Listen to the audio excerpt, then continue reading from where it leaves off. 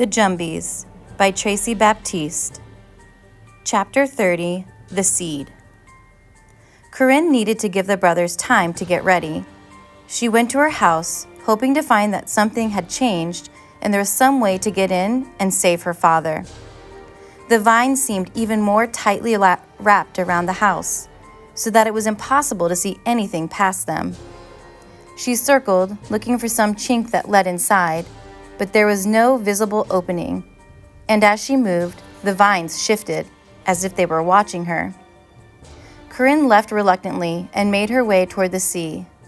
The sky burned orange, her mama's favorite time of day, and for a moment, she remembered her mama's smiling face, and a flicker of happiness lit up inside of her.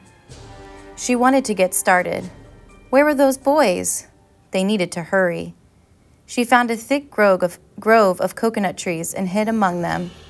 The tide was in, and the waves pushed foamy brine around her, tugging at her hands and feet, trying in vain to pull her into the sea.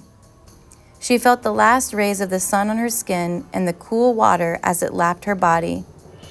A song her mama used to sing drifted into her mind. La siren, la baleine, mon chapeau tombe à la mer. La siren, la baleine, mon chapeau tombe à la mer.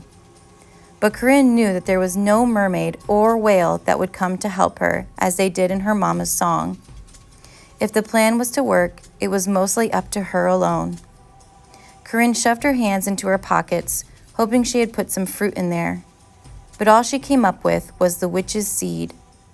Only now, instead of just two halves of a seed, there was a little green shoot sprouting from one side and a spiderweb thin root shooting out of the other. Corinne held up her palm to get a better look. She frowned at the little plant that had suddenly appeared. Then she snorted in disgust. The witch's magic was strong enough to make this broken seed grow, but she had still refused to help Corinne fight Severine and the other Jumbies. Corinne tossed the plant into the surf. A wave brought it back to her. Papa was right. The sea doesn't keep anything. With the sound of her voice, the plant grew a little more. Before Corinne could take a closer look, another wave pulled the tiny plant back out to sea.